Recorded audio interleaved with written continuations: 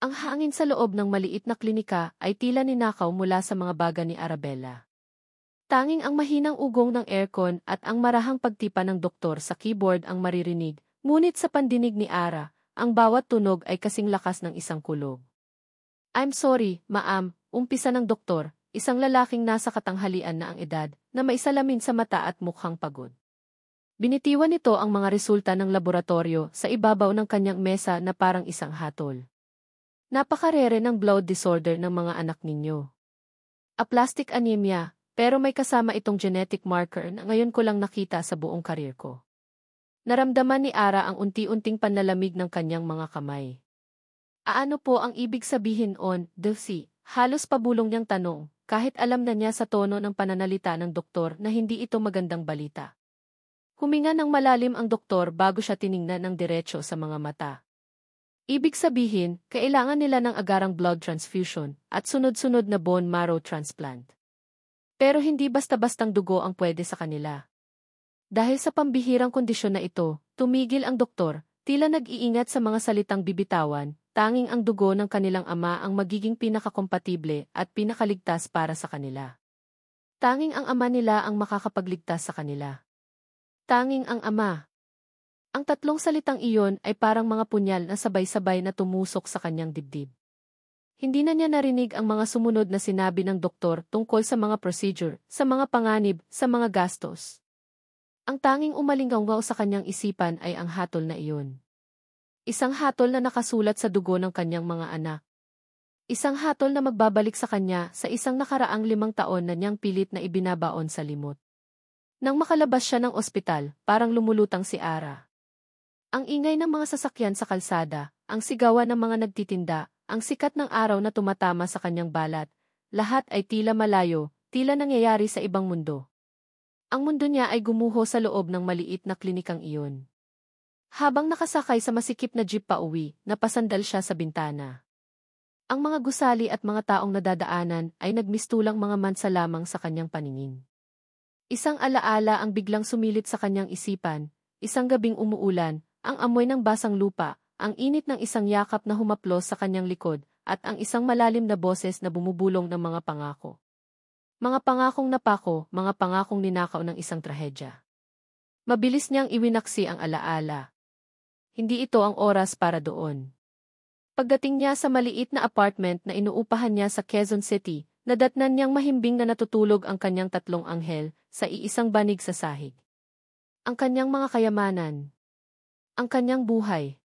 Si Carlos, ang panganay sa 3, kamukhang-kamukha niya.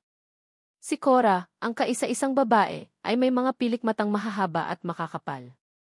At si Celio, ang bunso, ay may maliit na nunal sa gilid ng labi. Ang nunal na iyon.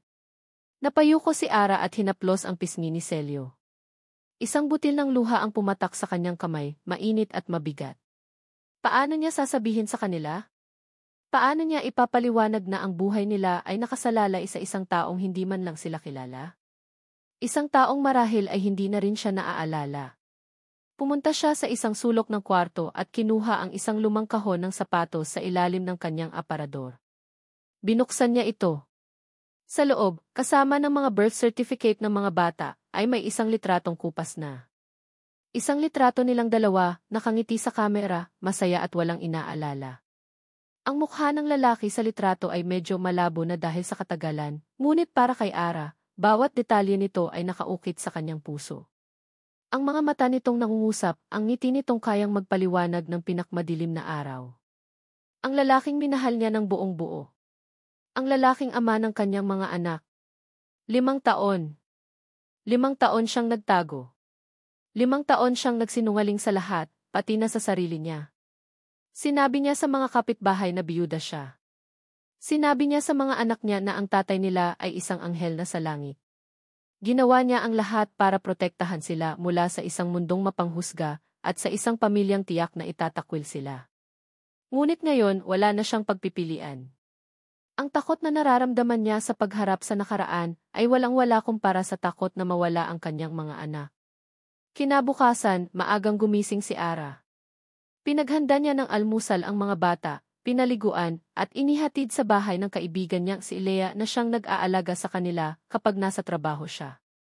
Ara, sigurado ka na ba rito? Tanong ni Leah, na may pag-aalala sa boses.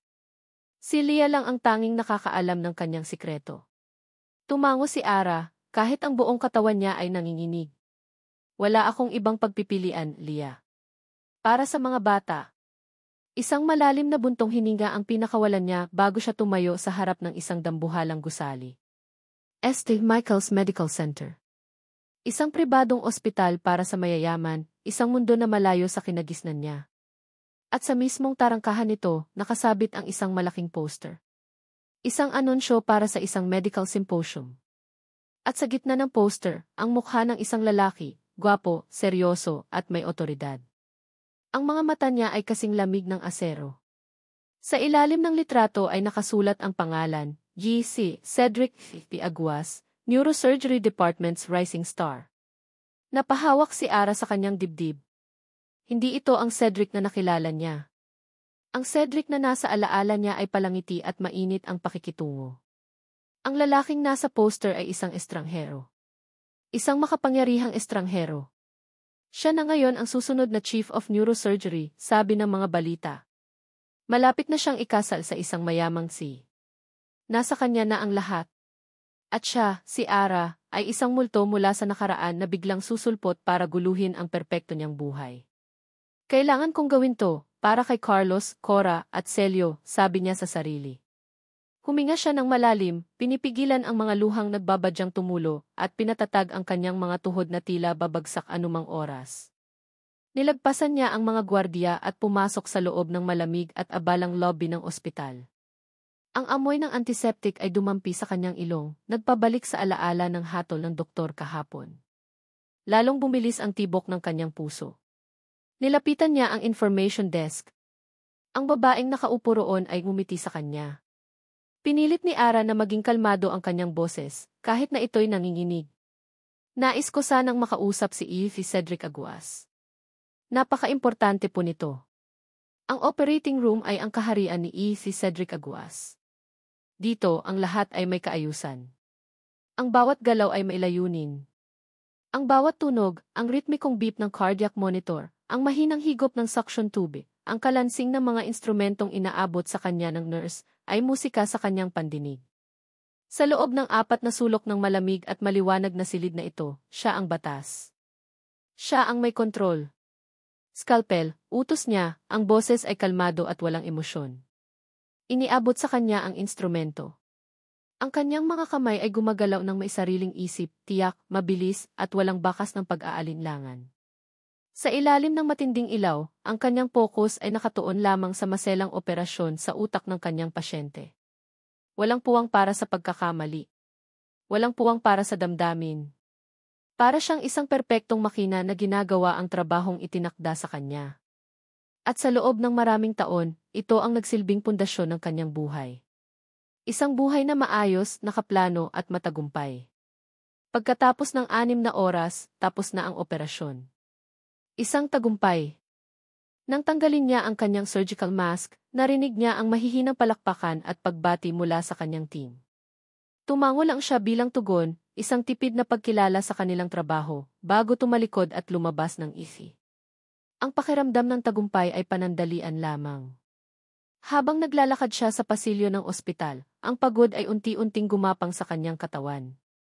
Ngunit hindi lang ito pisikal na pagod. May isang bahagi sa kanya na tila hindi mapunuan, isang blankong espasyo na hindi kayang ipaliwanag ng kahit anong medical textbook. 5 taon na ang nakalipas mula nang magising siya sa isang hospital bed na may malaking puwang sa kanyang alaala. Sabi ng mga doktor, isang milagro ang pagkasalba niya sa malubhang car accident. Sabi ni Marisol, ang kanyang mapagmahal na fiance, sapat na ang malaman na ligtas siya at mayroon silang kinabukasang haharapin. At tinanggap niya iyon. Tinanggap niya ang perpektong buhay na inilatag sa harap niya, isang matagumpay na karir, isang magandang fiance mula sa isang mayamang pamilya, at isang kinabukasang puno ng karangalan. Ngunit kung minsan, lalo na sa mga gabing tahimik, pakiramdam niya ay may aninong hindi niya makita, isang pangalang hindi niya mabigkas. Isang multo mula sa nakaraang hindi niya na maalala. said, "Darling." Ang matamis na boses ni Marisol Reyes ang pumutol sa kanyang malalim na pag-iisip. Sinalubong siya nito ng isang halik sa pisngi. Si Marisol ay perpekto, mula sa kanyang mamahaling damit, sa kanyang walang gusot na buhok, hanggang sa kanyang mapula at laging nakangiting labi. Siya ang hihi ng kumpanya ng kanilang pamilya, isang babaeng sanay na nakukuha ang lahat ng gusto niya. "I made dinner reservations at 8. It's that new place you wanted to TF," sabi nito habang inaayos ang kwelyo ng kanyang damit. "We need to discuss the final guest list for the wedding. My mother is being impossible." Ganoon palagi ang kanilang usapan, mga schedule, mga plano, mga obligasyon. Parang isang business meeting. "Okay," simpleng sagot ni Cedric. Nang gabing iyon, sa isang mamahaling restaurant, ipinagpatuloy ni Marisol ang pagpaplano ng kanilang iperpektong kinabukasan. "And of course, we need to maintain your clean image, lalo na't ikaw na ang napipisil para sa Chief of Neurosurgery position. We can't have any scandals," said. Kahit maliit. Tumingin si Cedric sa labas ng bintana, sa mga ilaw ng syudad. "Wala namang magiging iskandalo, Marisol." "Good. Because you belong to me now," sabi nito, ang ngiti ay matamis ngunit ang mga mata ay may possessive na kislap. Kinabukasan, habang pabalik si Cedric sa kanyang opisina mula sa pag-ikot sa mga pasyente, isang komosyon sa lobby ang nakaagaw ng kanyang atensyon. Isang babae ang pinipigilan ng 2 gwardiya. Ang babae ay mukhang pagod at balisa, ang damit ay simple lang, at halatang hindi siya kabilang sa mga eleganteng bisita ng ospital. "Kailangan ko lang siyang makausap." Saglit lang, pakiusap ng babae, ang boses ay puno ng desperasyon. Mula sa kanyang kinatatayuan, hindi niya marinig ng malinaw. Ngunit nang mag-angat ng tingin ang babae at nagtama ang kanilang mga mata, isang kakaibang kuryente ang gumapang sa kanyang sistema. Isang pamilyar na pakiramdam na hindi niya maintindihan. Ang mga matang iyon, puno ng sakit at pakiusap, ay tila may gustong ipaalala sa kanya. Isang saglit na kislap ng isang nakalimutang panaginip. Sino siya? Mabilis niyang iwinaksi ang tanong. Marahil ay isa lang itong desperadong kamag-anak ng pasyente. Marami niyan sa ospital. Ipinagpatuloy niya ang paglalakad, pilit na binubura sa isip ang imahe ng babae. Lingid sa kanyang kaalaman, mula sa bintana ng kanyang magarang opisina sa itaas na palapag, nakita ni Marisol ang lahat. Kinuha niya ang kanyang cellphone at mabilis na tinawagan ang hepe ng security. "May babae sa lobby, she's harassing Eve Aguas. Mukhang stalker. Make sure she doesn't get anywhere near him again." Nang papunta na si Cedric sa parking lot pagkatapos ng kanyang mahabang duty, handa nang umuwi sa kanyang tahimik at walang lamang kondo unit, isang anino ang biglang sumulpot sa kanyang harapan. Ang babae mula sa lobby. "Sir, sandali lang po," halos pasigaw niyang sabi, hiningal at tila tumakbo para lang maabutan siya. Napaatras si Cedric, ang kanyang propesyonal na distansya ay agad na bumalik. "Miss, I don't know who you are, but you're not supposed to be here." Hindi sumagot ang babae. Sa halip, sa isang mabilis na galaw, hinawakan nito ang kanyang braso at may idinuldol na isang maliit at nakatuping papel sa kanyang palad.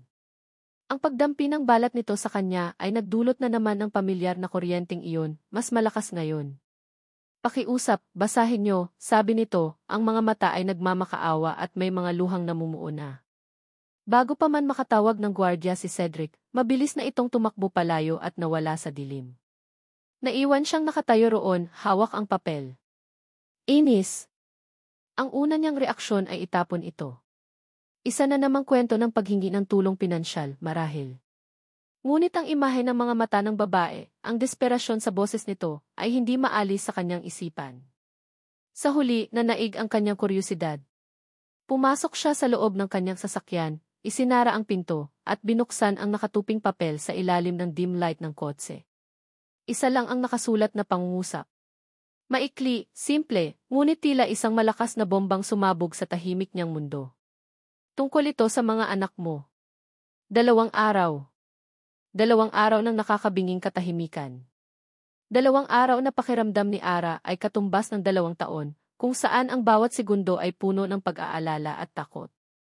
Ang bawat pagtunog ng kanyang cellphone ay nagpapatayo ng kanyang mga balahibo, ngunit palagi lang itong text mula kay Lia na nangungumusta, o isang promo message mula sa network provider. Walang tawag. Walang text. Walang senyales mula kay Cedric Aguas. Sa loob ng 2 araw na iyon, ang kalagayan ni Cora ay hindi bumubuti. Lalo itong nanghihina at ang balat nito ay mas nagiging maputla. Sinabi ng mga doktor na kailangan na nilang magmadali. Ang oras ay isang kalabang hindi nila kayang talunin. Sa 3 araw, hindi na nakatiis si Ara. Ang pagmamahal niya bilang isang ina ay mas malakas na kaysa sa kanyang kahihiyan at takot. Kailangan niyang subukan ulit. Kahit na ipagtabuyan pa siya, kahit na pagsabihan pa siya ng masasakit na salita. Para sa kanyang mga anak, handa siyang lunukin ang lahat. Bumalik siya sa St. Michael's Medical Center. Ngunit sa pagkakataong ito, sa halip na dumaan sa information desk, dumiretso siya sa opisina ni Cedric. Alam niya kung saan iyon, minsan na siyang dinala roon ng dating Cedric, noong ang mga ngiti pa nito ay totoo at ang mga mata ay puno ng pagmamahal. Hinarang siya ng sekretarya. "Do you have an appointment with Eth Aguas?" Tanong nito, na may pagtataas ng kilay. "Hindi, pero..." "I'm sorry, ma'am. He's a very busy man." Ngunit sa sandaling iyon, bumukas ang pinto ng opisina. Lumabas si Cedric, nakasuot ng puting coat, ang kanyang mukha ay seryoso at walang mababakas na anumang emosyon. Nang makita siya nito, isang malamig na kislap ang dumaan sa mga mata nito. "Let her in," utos niya sa sekretarya, na halatang nagulat. Nang makapasok si Ara sa loob, isinara ni Cedric ang pinto. Ang opisina ay malaki at moderno, may malawak na bintanang tanaw ang buong syudad. Malayo sa simpleng apartment na tinitirhan ni Ara. Hindi siya pinaupo ni Cedric. Nanatili itong nakatayo sa likod ng kanyang malaking mahogany desk, na parang isang hari sa kanyang trono, tinitingnan siya mula ulo hanggang paa. "Ano ang kailangan mo?" tanong nito, ang boses ay kasing lamig ng hangin mula sa aircon. Ang papel na ibinigay niya ay nakapatong sa mesa nito. "Pera? Yan ba ang habol mo?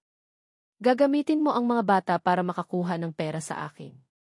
Ang bawat salita ay parang sampal. Naramdaman ni Ara ang pag-init ng kanyang mga mata.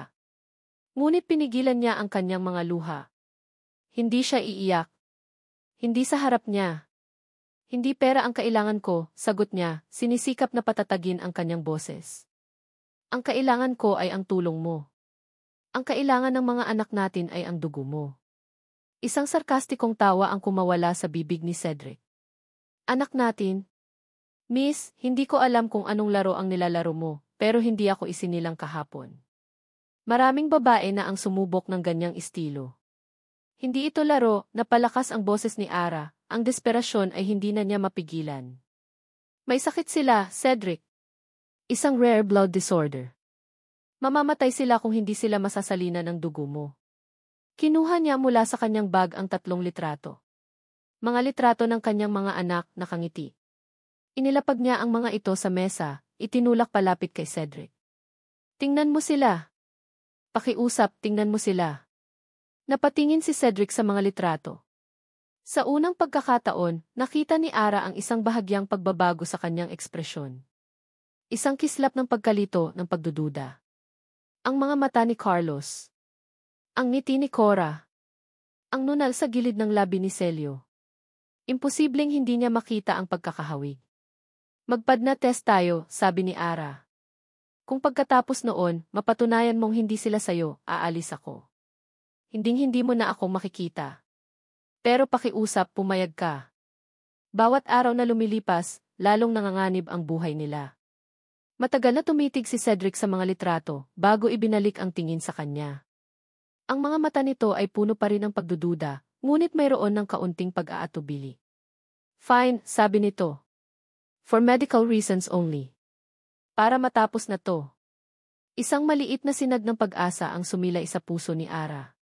"Salamat," halos pabulong niyang sabi. Ngunit ang pag-asang iyon ay agad na naglaho nang makalabas siya ng opisina. Sa pasilyo, nag-aabang sa kanya ang isang babaeng tila isang diyosa na bumaba mula sa pabalat ng isang magazine. Si Marisol Reyes. "So, ikaw pala iyon," sabi ni Marisol, ang boses ay matamis ngunit ang mga mata ay nanlilisik. Hinila niya si Ara sa isang tagong bahagi ng pasilyo, malayo sa mga tao. "Akala mo ba maniniwala sa'yo si Seth? Isang desperadang babae na galing sa kung saang lupalop. Wala kang alam sa. Alam ko ang lahat, putol ni Marisol, ang boses ay bumaba at naging mas mapanganib. Alam kong isa ka lang sa mga babaeng naghahabol sa yaman at pangalan niya. Listen to me and listen carefully. Lumapit ito, ang mukha ay ilang pulgada na lang mula kay Ara. Kahit ano pa ang sabihin ng resulta ng pesting test na iyan, basura ka pa rin sa paningin ng pamilya namin. At hinding-hindi ka magiging bahagi ng buhay ni Cedric. Kaya kung ako sa'yo, habang maaga pa, umalis ka na. Dahil kapag ako ang kumilos, sisiguraduhin kong pagsisisihan mong nabuhay ka pa. Pagkasabi noon, tinalikuran siya ni Marisol na parang isang rey ng katatapos lang magbigay ng hatol sa isang pulubi. Naiwan si Ara na nakatayo roon, nanginginig. Ang mga salita ni Marisol ay mas masakit kaysa sa mga salita ni Cedric. Ang pagbabanta ay malinaw. Sa loob ng sumunod na mga oras, habang hinihintay ang resulta ng test na isinagawa sa isang laboratorio sa loob mismo ng ospital, pakiramdam ni Ara ay nasa purgatorio siya. Nakaupo siya sa isang bench sa labas, kasama ang kaibigan niyang si Elia na agad na pumunta para damayan siya. Hayaan mo ang bruhang yon, sabi ni Elia habang hinahaplos ang likod ni Ara. Ang mahalaga, pumayag si Cedric. Ang katotohanan ang mananaig, Ara. Ngunit paano kung hindi? Paano kung kahit na mapatunayan pa, manalo pa rin ang kasinungalingan at kapangyarihan? Ilang sandali pa, nakita ni Ara ang isang nurse na papalapit sa kinaroroonan ni Cedric sa dulo ng pasilyo. May dala itong isang malaking brown na sobre. Nandoon din si Marisol, nakakapit sa braso ni Cedric, tila isang ahas. Tumayo si Ara. Tumigil ang paghinga niya. Ang buong mundo niya ay nakasalalay sa kung ano ang nasa loob ng sobreng iyon. Nakita niyang lumingon si Cedric sa direksyon niya. Ang kanilang mga mata ay muling nagtama mula sa malayo. Isang tingin na puno ng tanong, pagdududa, at isang emosyong hindi niya mabasa. Pagkatapos, dahan-dahan, sa harap ni Marisol at sa paningin ni Ara, pinunit ni Cedric ang selyo ng sobre. Ang sobre ay tila may sariling bigat sa mga kamay ni Cedric. Ang bawat hibla ng papel ay parang gawa sa tingga, naglalaman ng isang katotohanang maaaring magpabago sa lahat ng pundasyong pinagtayuan ng kanyang buhay. Sa kanyang tabi, naramdaman niya ang paghigpit ng kapit ni Marisol sa kanyang braso, isang desperadong pag-aari, isang pagpapaalala ng buhay na maayos at nakaplano. At sa dulo ng pasilyo, naroon si Ara, nakatayo na parang isang estatwa, ang mga mata nitong nakatuon sa kanya ay isang tahimik na splika na tumatago sa kanyang kaluluwa. Said, darling, ano man ang resulta niyan, it's obviously trap, bulong ni Marisol, ang boses ay pilit na pinapakalma, ngunit may bahid ng pagbabanta. She probably paid someone in the lab, it's easy to fake these things. Huwag kang maniniwala. Hindi pinansin ni Cedric ang sinabi niya. Ang kanyang isip na sinanay sa lohika at agham ay nakatuon sa dokumento. Dahan-dahan niyang inilabas ang papel mula sa sobre. Isang opisyal na dokumento mula sa pinagkakatiwalaang laboratorio ng S. Michaels. Imposible itong dayain. Ang mga teknikal na salita at numero sa itaas ay lumabo sa kanyang paningin. Ngunit isang linya lang ang mahalaga. Isang linyang nasa ilalim, nakabold at tila sumisigaw sa katahimikan ng kanyang isipan. Probability paternity, 99.999%. Isang nakakabinging katahimikan ang biglang bumalot sa kanya. Biglang nawala ang ingay ng ospital. Nawala ang presensya ni Marisol. Ang tanging umalingaw sa kanyang utak ay ang mga numerong iyon, isang hatol na hindi mapagdududahan. Ako ang ama. Hindi ito isang akusasyon. Isa itong siyentipikong katotohanan. Ang pundasyon ng kanyang perpektong buhay ay nagsimulang gumuho. Hindi maaari, narinig niyang sabi ni Marisol, ang boses ay naging matinis at puno ng hindi maitagong galit. Nilasing kanya, said. It was all set up. Pinlano niya ang lahat. That manipulative witch. Ngunit ang mga salita ni Marisol ay parang hangin na lang. Dahil habang nakatitig si Cedric sa resulta, isang imahe ang biglang sumulpot sa blangko niyang isipan, hindi malinaw, parang isang lumang pelikula na biglang umandar. Isang tawa. Isang masayang tawa ng isang babae habang bahagya siyang hinahampas sa braso. Isang ngiti na tila kayang painitin ang pinakmalamig na gabi. Ang ngiti ni Ara. I need to think, sabi niya, ang boses ay halos wala ng laman. Binitawan niya ang braso ni Marisol at nagsimulang maglakad palayo. Iniwan niya ang resulta sa kamay ni Marisol, na ngayon ay namumutla at galit na nakatingin kay Ara. Hindi alam ni Cedric kung saan siya pupunta. Ang alam niya lang ay kailangan niyang makalayo. Ngunit sa halip na pumunta sa kanyang opisina o sa parking lot, dinala siya ng kanyang mga paa sa pediatric ward. Isang puwersang hindi niya maintindihan ang humihila sa kanya patungo roon. Mula sa salamin ng pinto, sumilip siya. Sa loob ng isang maliit at malinis na kwarto, sa tatlong magkakatabing kama, nakahiga ang tatlong maliliit na nilalang. Maputla sila at may mga gilay na nakakabit sa kanilang maliliit na braso, ngunit kahit sa kanilang mahimbing na pagtulog, hindi maitatanggi ni Cedric ang nakikita niya. Ang batang lalaki sa unang kama ay may hugis ng kanyang mga mata. Ang babae naman sa gitna, si Cora, ay may kaparehong arko ng kanyang mga kilay, isang detalye na hindi mapapansin ng iba, ngunit para sa kanya ay malinaw na malinaw. At ang huli na pahinto ang kanyang paghinga. Ang maliit na batang lalaki sa pangatlong kama, si Celio, ay may maliit na nunal sa gilid ng labi.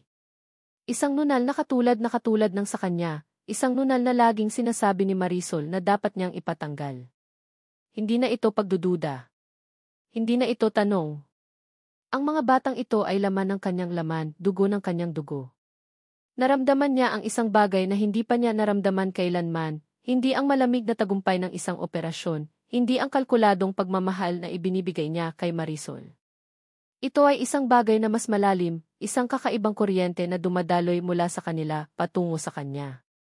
Isang koneksyon na bumubuhay sa natutulog na bahagi ng kanyang kaluluwa. Dahan-dahan niyang binuksan ang pinto at pumasok. Ang hangin sa loob ay tila mas mabigat. Lumapit siya sa kama ni Carlos. Itinaas niya ang kanyang kamay, nanginginig ng bahagya, isang bagay na hindi kailanman nangyayari kahit sa pinakamaselang operasyon. At hinaplos niya ang maliit na kamay ng bata. Sa pagdampi ng kanyang balat, tila nagising ang bata sa pagkakatulog nito. Agad na isinara ng maliit na kamay ang kanyang daliri, isang mahigpit at walang malay na pagkapit. Sa sandaling iyon, gumuho ang lahat ng pader na itinayo ni Cedric sa paligid ng kanyang puso. Ito ang kanyang anak. Aguas. Isang boses mula sa likuran ang pumutol sa sandali. Napalingon si Cedric, dahan-dahang binawi ang kanyang kamay. Si E.K. Romero, ang pinuno ng Genetics Department, ang nakatayo sa may pinto, may dalang folder. I'm glad I found you, sabi ni E.K. Romero, ang mukha ay seryoso. I reviewed the children's results myself. This isn't just a simple case of aplastic anemia. Ang genetic marker na nakita namin ay napakapambihira. I know, sagot ni Cedric, ang isip ay lumilipad pa rin. Ngunit umiling si E.K. Romero. No, you don't understand. This specific blood disorder it's a known marker in your family's history. It's hereditary. Ang mga salita ay parang isang malakas na sampal sa mukha ni Cedric. Ano? Impossible. Walang sinuman sa pamilya ko ang may ganitong sakit. It's a recessive gene, and it seems your family has been very good at keeping secrets for generations, paliwanag ni E.K. Romero. The only reason it manifested in all three children is because you, the carrier, are their father. The disorder came from you, doctor. Ikaw ang nagpasa nito sa kanila. Ang bigat ng katotohanan ay tila isang dambuhalang bato na biglang ipinatong sa kanyang mga balikat. Hindi lang niya sila anak. Hindi lang siya ang tanging makakapagligtas sa kanila. Siya rin ang dahilan kung bakit sila nasa bingit ng kamatayan. Naiwan siyang nakatayo roon, bisek didit at hindi makagalaw. Ang perpektong buhay na pinaniniwalaan niya ay hindi lang pala kasinungalingan, ito ay nakatayo sa ibabaw ng isang madilim na sikreto ng kanyang sariling pamilya. Habang nakatayo siyang tulala sa labas ng kwarto ng mga bata, isang gingni ang biglang pumunit sa katahimikan mula sa kanyang likuran. Cedric, anong ginagawa mo rito? Napalingon siya. Nakatayo roon ang kanyang ina, si Imelda Aguas, isang babaeng at nakasuot ng eleganteng damit at alahas, ang mukha ay walang emosyon, ngunit ang mga mata ay kasing talim ng kutsilyo. Hindi pa man siya nakakasagot, dumating si Ara, naglalakad sa pasilyo patungo sa kwarto ng mga anak niya. Nagtama ang tingin ng dalawang babae, ang ina ni Cedric at ang ina ng kanyang mga anak. At ang mga mata ni Imelda Aguas, na kanina'y malamig, ay biglang nag-apoy, isang tingin na puno ng galit at pagbabanta, nakatuon ng diretsyo kay Ara. Ang tensyon sa pasilyo ay tila isang makapal na pader na hindi kayang tibagin. Nakatayo si Ara sa isang dulo, si Cedric ay nasa gitna na parang isang estatwa, at sa kabilang dulo ay ang reyna, si Imelda Aguas. Ang pagdating ng matanda ay nagpabago sa lahat. Ang kaninang pagkalito sa mga mata ni Cedric ay napalitan ng isang emosyong hindi mabasa ni Ara, isang halo ng takot at paggalang.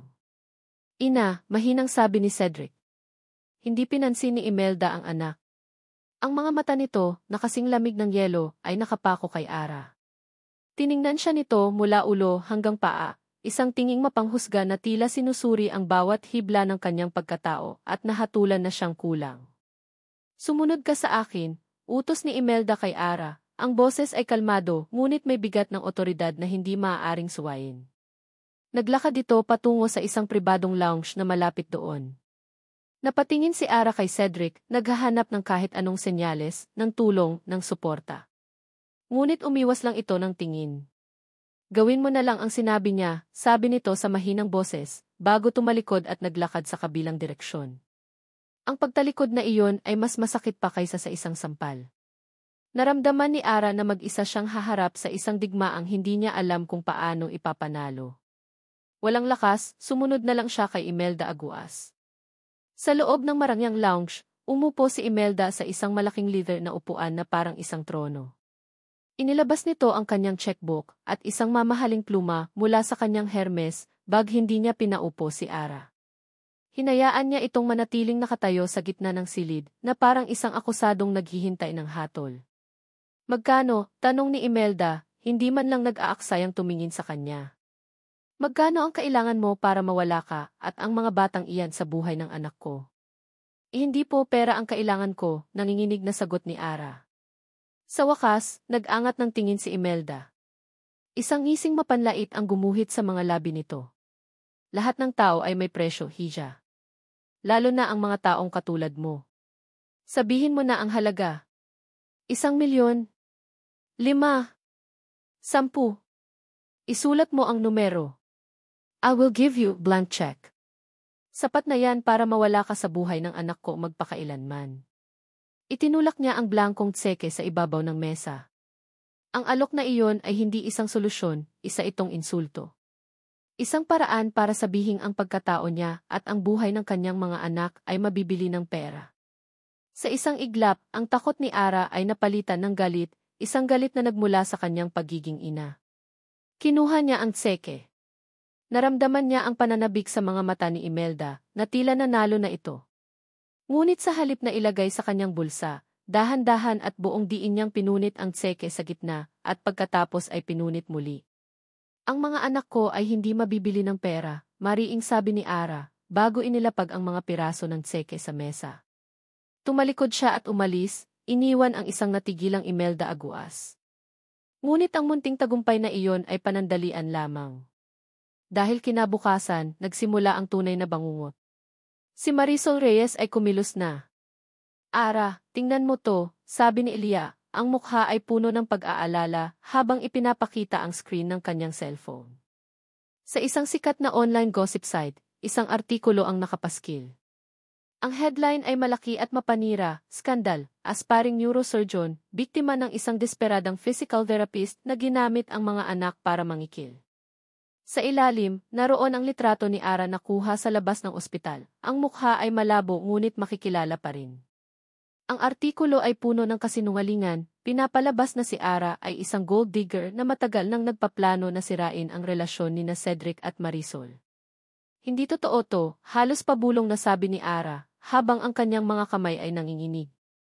Sunod-sunod na lumabas ang mga artikulo sa iba't ibang blog at social media pages.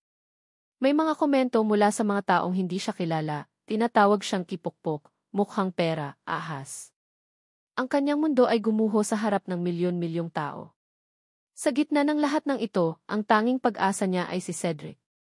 Kailangan niyang marinig mula rito. Kailangan niyang malaman na hindi ito naniniwala sa mga kasinungalingang iyon. Sinubukan niyang puntahan ito sa opisina, Ngunit hinarang na siya ng mga gwardya. Tinawagan niya ito, ngunit hindi nito sinasagot. Sa wakas, pagkatapos ng ilang oras, naabutan niya ito sa isang pasilyo. Cedric, pakiusap, mag-usap tayo, sabi ni Ara, hinawakan ito sa braso. Ngunit marahas na binawi ni Cedric ang kanyang braso. Ang mga mata nito ay malamig at malayo, tila isang estranghero. Hindi ngayon, Ara, sabi nito, ang boses ay walang emosyon. Pero yung mga sinasabi nila sa balita. Ayusin ko muna ito, putol nito sa kanya. Alam ko ang ginagawa ko. Para sa kapakanan ng lahat, lumayo ka muna sa akin. Huwag mo na muna akong kontakin. Bawat salita ay parang isang patalim na tumatarok sa puso ni Ara. Lumayo ka muna. Isang pagtataboy.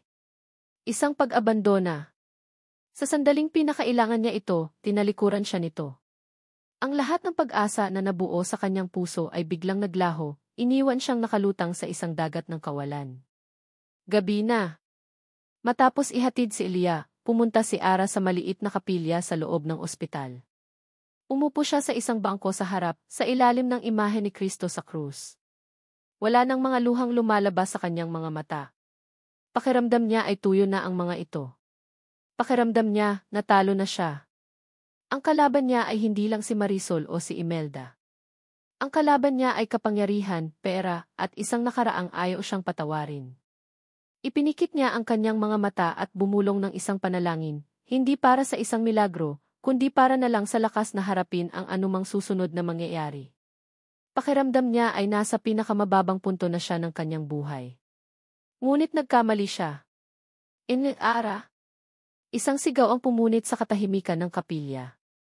Isang nurse ang tumatakbo papalapit sa kanya, hingal na hingal at ang mukha ay puno ng pag-aalala. Ara. Si Cora. Biglang bumaba ang blood count niya, kailangan na niya ng agarang salin. Napatayo si Ara, ang dugo ay tila umalis sa kanyang mukha.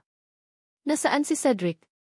Umiling ang nurse, ang mga mata ay puno ng awa. Hindi po namin siya makontak, ma'am. Kanina pa po namin tinatawagan pero hindi po sumasagot ang cellphone niya. Ang opisina ng kanyang ina sa loob mismo ng ospital, isang kidonasyon, mula sa pamilya Aguas, ay isang haulang gawa sa salamin at mamahaling kahoy. Dito dinala ni Imelda si Cedric, malayo sa mga matang mapanghusga ng mga empleyado, para isagawa ang hatol nito. Ang pamilya natin ay may dinadalang pangalan, Cedric, umpisa ni Imelda, ang boses ay kalmado, ngunit bawat salita ay may bigat ng bakal. Isang pangalan na iningatan ng maraming henerasyon. Ang eskandalong ito ang babaeng iyan at ang kanyang mga anak ay isang dumi na kailangang linisin. Nakatayo lang si Cedric sa harap ng malawak na bintana, nakatalikod sa kanyang ina, nakatingin sa mga gusali ng syudad. Ang isip niya ay isang magulong bagyo. Ang sakit nila kasalanan ko, mahinang sabi ni Cedric.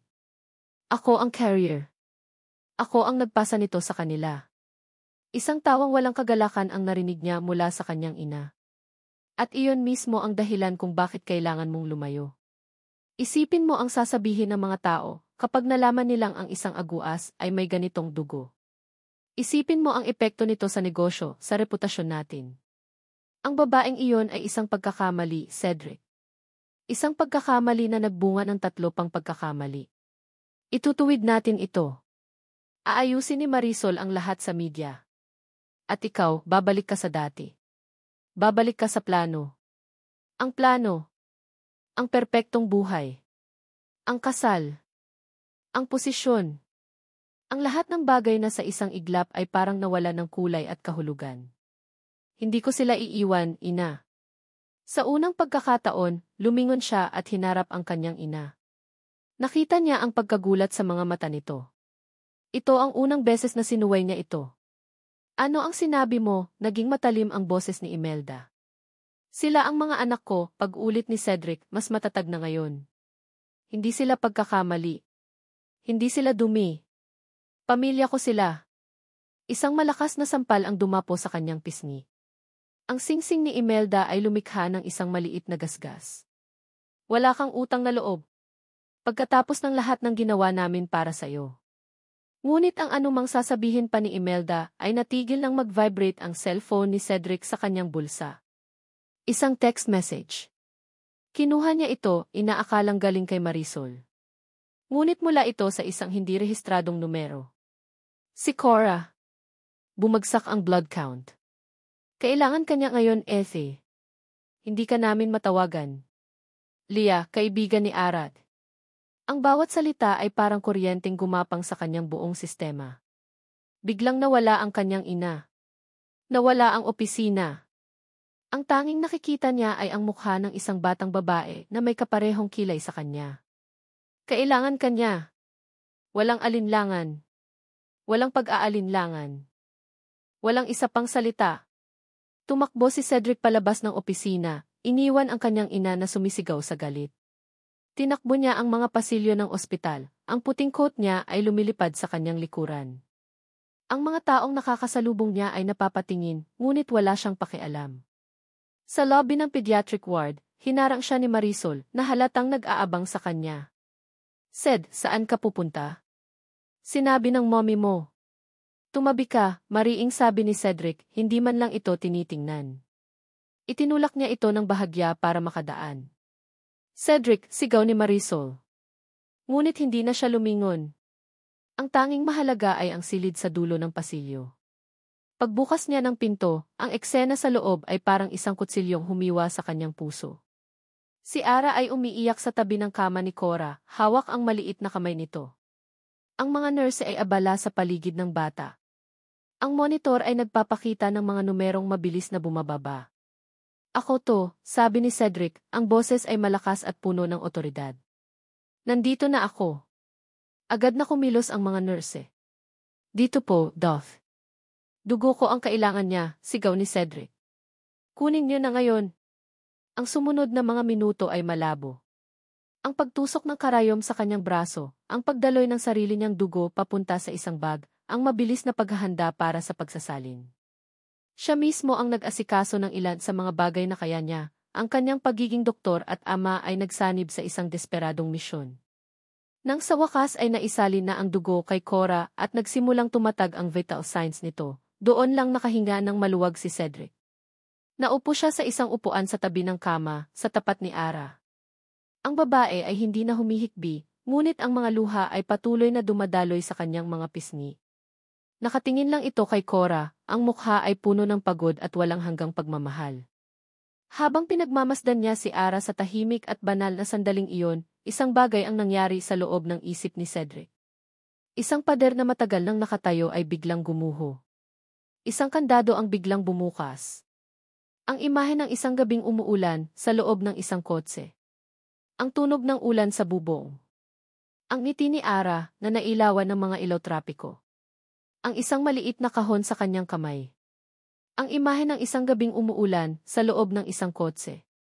Ang tunog ng ulan sa bubong. Ang ngiti ni Ara na nailawan ng mga ilaw trapiko. Ang isang maliit na kahon sa kanyang kamay. Ano to? Tanong ni Ara sa alaala, ang mga mata ay kumikislap sa tuwa at pagtataka. Buksan mo, sabi ng boses ni Cedric, ang dati niyang boses, puno ng init at kaba. Isang boses na puno ng pagmamahal. Dahan-dahang binuksan ni Ara ang kahon. Sa loob, isang simpleng singsing na may maliit na bato ang kumikinang. Napasinghap siya, at ang kanyang mga mata ay napuno ng luha, mga luha ng kaligayahan. Ara, sabi niya sa alaala, hinawakan ang mga kamay nito. Alam kong mabilis. Alam kong marami pang dapat ayusin. Pero isa lang ang sigurado ako sa buong buhay ko. Ikaw. Ikaw ang gusto kong makasama habang buhay. Huminga siya ng malalim. Pakasalan mo ako, Ara. Ang alaala ay kasing linaw ng salamin, kasing totoo ng pintig ng kanyang puso. Ang kasunok na eksena ay sumunod na parang isang kidlat, ang matamis na ni Ara, ang kanilang mahigpit na yakap, ang pagmamaneho niya sa gitna ng ulan, ang matinding liwanag ng isang truck na nawalan ng preno, at pagkatapos kadiliman. Bumalik si Cedric sa kasalukuyan. Ang steril na amoy ng ospital. Ang ritmikong beep ng monitor. Ang mukha ni Ara, basang-basa sa luha, nakatingin sa kanilang anak. Naaalala na niya. Naaalala na niya ang lahat. Ang pag-ibig. Ang mga pangarap. Ang pangako. Ang sing-sing. Lahat ay ninakaw sa kanya. Hindi lang ng isang aksidente, kundi ng isang malaking kasinungalingan. Ang puwang sa kanyang puso, ang pakiramdam na may kulang sa loob ng 5 taon, may pangalan na ito. At ang pangalan na iyon ay Ara. Ang pamilyang dapat ay sa kanya. Isang malamig at matinding galit ang gumapang sa kanyang sistema. Isang galit na hindi para kay Ara, kundi para sa mga taong nagsinungaling sa kanya. Ang kanyang ina. At si Marisol. Dahan-dahan siyang tumayo. Napatingin sa kanya si Ara, ang mga mata ay puno ng pagtataka. Babalik ako, sabi niya, ang boses ay kalmado, ngunit may bigat na hindi pa naririnig ni Ara mula sa kanya kailanman. Nilisan niya ang silid at naglakad ng may iisang layunin. Hindi niya kailangang hanapin si Marisol. Alam niyang nag-aabang ito sa labas. At tama nga siya. Nakatayo ito sa pasilyo, ang mukha ay puno ng inis at pag-aari. Cedric, this is madness. You can't just. Naaalala ko na ang lahat, Marisol. Ang mga salitang iyon ay tumama kay Marisol na parang isang malakas na sampal. Nakita ni Cedric ang pagkawala ng kulay sa mukha nito, ang biglaang pagkasindak sa mga mata nito. Anong pinagsasabi mo? Pautal-utal nitong sabi. Ang ulan. Ang sing-sing.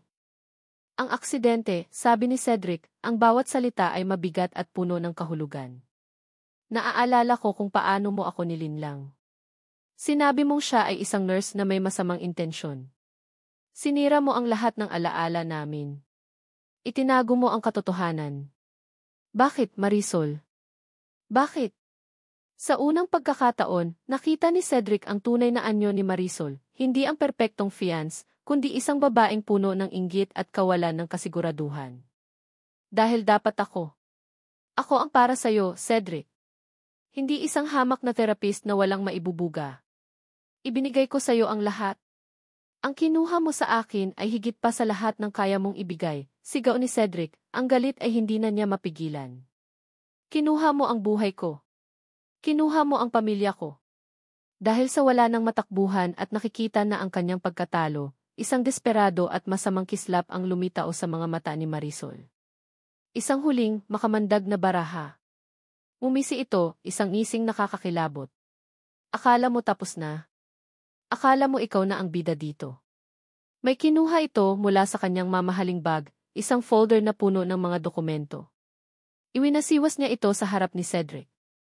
Mayroon akong patunay na alam ni Ara ang tungkol sa sakit ng pamilya mo bago pa man kayo magkakilala. Na alam niyang mayaman ka at may hereditary disorder na maipapasa sa mga anak mo. Ito ang plano niya mula sa simula, Cedric. Ginamit ka lang niya. Plinano niya ang lahat. Ang katahimikan sa loob ng silid ay kasing bigat ng isang panaginip. Si Cora ay mahimbing nang natutulog, ang kulay ng kanyang mga pisngi ay unti-unti nang bumabalik. Nakaupo si Ara sa tabi nito, ang kanyang kamay ay hindi bumibitiw sa maliit na kamay ng anak. Ang bawat normal na paghinga ni Cora ay isang himig ng tagumpay sa kanyang pandinig. Ngunit sa labas ng ligtas na santuwaryong ito, naririnig niya ang mga sigaw. Nagsimula ito bilang mahinang bulungan, ngunit unti-unti itong lumakas. Ang boses ni Marisol, matinis at puno ng galit. At ang boses ni Cedric, kalmado ngunit may bigat na parang kulog. Hindi mapakali si Ara. Ang isang bahagi niya ay gustong manatili sa tabi ng kanyang anak, ngunit ang isa pang bahagi ay kailangang malaman kung ano ang nangyayari. Ang kanyang kinabukasan, ang kinabukasan ng kanyang mga anak, ay pinagpapasyahan sa pasilyong iyon. Dahan-dahan siyang tumayo, maingat na inilapag ang kamay ni Cora. Dahan-dahan niyang binuksan ng bahagya ang pinto, sapat lang para makita at marinig ang nangyayari. Ang nakita niya ay nagpatigil sa kanyang paghinga. Si Marisol, na maihawak na folder, ay galit na nagsasalita. At si Cedric, na nakatayo sa harap nito, ay may ekspresyong hindi pa niya nakikita kailanman, isang halo ng galit, sakit, at determinasyon. Mayroon akong patunay na alam ni Ara ang tungkol sa sakit ng pamilya mo bago pa man kayo magkakilala. Plinano niya ang lahat, halos pasigaw na sabi ni Marisol, iwinawasiwas ang folder. Nanlamig ang buong katawan ni Ara. Isang huling, makamandag na kasinungalingan. Isang patibong na perpektong idinisenyo para sirain ang anumang tiwalang natitira. Napatingin siya kay Cedric, ang puso niya ay kumakabog sa takot. Pakiusap, huwag kang maniwala. Pakiusap. Tiningnan ni Cedric ang folder, at pagkatapos ay tumingin ito kay Marisol. Ang mga mata ay walang bahid ng pagdududa, tanging malamig na pagkasuklam. Tapos ka na, tanong ni Cedric, ang boses ay nakakakilabot sa pagiging kalmado. Dahil hindi ako naniniwala sa kahit anong salita na lumalabas sa bibig mo, Marisol. Hindi na. Pero narito ang ebidensya. Ang ebidensya ko ay ang naaalala ko, matigas na sabi ni Cedric, ang mga mata ay hindi bumibitiw sa pagkakatitig kay Marisol. Ang babaeng minahal ko ay hindi kailanman gagawa niyan. Ang babaeng pinangakuan kong pakasalan ay hindi ganyan. At ang babaeng iyon ay si Ara. Ang bawat salita ni Cedric ay isang patunay, isang paninindigan na narinig ni Ara at nagbigay sa kanya ng lakas. Tama siya. Isang bagong boses ang sumabat. Mula sa likuran ni Ara, lumabas ang kanyang matalik na kaibigan na si Elia, na kanina pa pala tahimik na nakamasid. Sa kamay ni Elia, hawak niya ang isang bagay na simple, ngunit mas makapangyarihan kaysa sa anumang dokumento sa folder ni Marisol. Ang luma at medyo gasgas ng cellphone ni Ara. At may ebidensya rin ako, sabi ni Elia, itinaas ang telepono. Ang lumang cellphone ni Ara. Nandito lahat. Ang mga text messages ninyo, Cedric. Ang mga litrato ninyo sa mga date ninyo. Ang mga tawagan ninyo na umaabot ng madaling araw. Lahat mula 5 taon na ang nakalipas. Bago pa ang aksidente. Bago pa ang lahat ng kasinungalingan mo, Marisol. Napatulala si Marisol sa cellphone na para bang isa itong ahas na handang tumuklaw sa kanya. Ang digital na multo ng nakaraang pilit niyang binura ay bumalik para usigin siya. I-install mo ang Steve card na iyan sa kahit anong bagong telepono, hamon ni Elia, lumapit kay Cedric. Makikita mo ang lahat ng nakasave sa cloud. Ang katotohanan na matagal mo nang itinago. Iyon na ang huling pako sa kabaong ng mga kasinungalingan ni Marisol. Ang kanyang mukha ay gumuho. Ang tapang at ang pagiging arugante ay biglang naglaho, napalitan ng isang desperado at talunang anyo. Nabitawan niya ang folder, at ang mga papel ay nagsabog sa sahig, mga walang kwentang papel na naglalaman ng mga peking bank statement at gawa-gawang dokumento. Walang imik, tumalikod si Marisol. Ang kanyang paglakad ay hindi na paglakad ng isang reyna, kundi ng isang duwag na tumatakas sa laban. Sa kanyang pag-alis, tila nilinis niya ang maruming hangin na dala niya. Katahimikan. Nilapitan ni Cedric si Ara. Hinawakan niya ang kamay nito, at sa pagkakataong ito, hindi na ito ang kamay ng isang estranghero, kundi ang pamilyar na kamay na naaalala niya. Kinabukasan, isang press conference ang ipinatawag ni Cedric sa ospital. Sa harap ng mga kumikislap na kamera at mga mikropono, tumayo siya roon, hindi bilang isang doktor na nasangkot sa iskandalo, kundi bilang isang lalaking handang harapin ang katotohanan. At sa tabi niya, hawak ang kanyang kamay ay si Ara. Hindi niya sinagot ang mga bastos na tanong. Hindi niya pinalaki ang kwento. Tiningnan niya ang mga kamera ng diretsyo at sinabi ang mga salitang magpapatahimik sa lahat. Ang babaeng ito ay si Arabella Santos. 5 taon na ang nakalipas, siya dapat ang aking mapapangasawa. At ang 3 batang nasa pediatric ward ay ang aming mga anak, sabi niya, ang boses ay matatag at malinaw. Inangat niya ang kamay nilang magkahawak. Sila ang pamilya ko. At simula ngayon pananagutan ko sila. Tapos na ang usapan. Pagkasabi noon, walang lingon likod niyang inalalayan si Ara palayo sa kaguluhan. Nang gabing iyon, sa loob ng tahimik na silid ng ospital, matapos makatulog ang mga bata, sa wakas ay nagkaroon sila ng pagkakataong mag-usap. Naupo si Cedric sa tabi ni Ara. Walang mga salitang namagitan sa kanila sa loob ng ilang minuto, tanging ang tahimik na pag-unawa sa isa't isa. Patawarin mo ako, Ara, basag ni Cedric sa katahimikan, ang boses ay puno ng pagsisisi. Hindi para sa aksidente. Kundi para sa 5 taon na pinalampas ko. 5 taon na dapat ay kasama ninyo ako. 5 taon na hinayaan kong paniwalaan ang isang kasinungalingan. Hindi sumagot si Ara.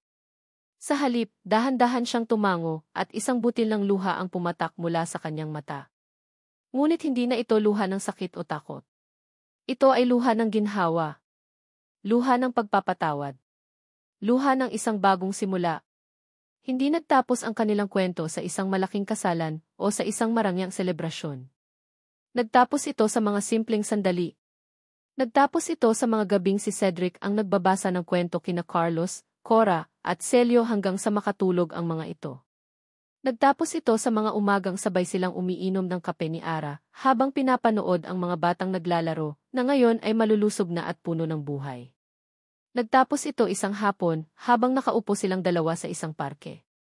Pinapanood ang kanilang tatlong anak na masayang naghahabulan sa damuhan. Walang nagsasalita, ngunit ang kanilang mga kamay ay magkahawak. Tumingin si Cedric kay Ara, at sa mga mata nito, nakita niya hindi lang ang babaeng minahal niya noon, kundi ang babaeng mas minamahal niya ngayon, isang babaeng matapang, isang ina na walang kapantay. Umiti si Ara sa kanya, isang ngiting totoo, payapa, at puno ng pag-asa. At sa ngiting iyon, alam ni Cedric na sa wakas, pagkatapos ng 5 taong pagkaligaw, nakauwi na siya. Hindi na mahalaga ang nakaraang ninakaw. Ang mahalaga ay ang kinabukasang kanilang bubuin, sama-sama, bilang isang buong pamilya. Ito ang simula ng kanilang paghilom. At dito nagtatapos ang kwento ng pag-ibig, sakripisyo, at paghilom ni Ara, Cedric, at ng kanilang pamilya. Mula sa kaibuturan ng aking puso, maraming salamat sa iyo, mahal naming tagapakinig, sa iyong pagsubaybay sa bawat kabanata ng kanilang paglalakbay. Habang isinusulat ko ang kwentong ito, kasama ninyo akong kinabahan, nasaktan at umasa. Naramdaman ko ang bawat patak ng luha ni Ara, ang bigat sa dibdib ni Cedric, at ang walang kapantay na pagmamahal na nagbigay sa kanila ng lakas. Ang kwento ni Ara at Cedric ay isang paalala na ang mga pinakamabibigat na pagsubok ay dumarating sa mga pinakamatatag na puso. Isang paalala na ang katotohanan, gaano man kasakit, ang siyang tanging daan tungo sa tunay na kapayapaan. At higit sa lahat, isang paalala na ang pagpapatawad, sa iba at lalo na sa ating sarili, ang siyang susi sa isang bagong simula. Ngayon, nais ko namang marinig ang iyong kwento. Ano ang aral na iyong napulot? Aling bahagi ang pinakatumatak sa iyong puso? Mangyaring iwanan ang iyong mga saloobin sa comment section sa ibaba. Ang bawat isa ay aking babasahin at pahalagahan. Muli ang aking taos-pusong pasasalamat. Hanggang sa ating susunod na kwento.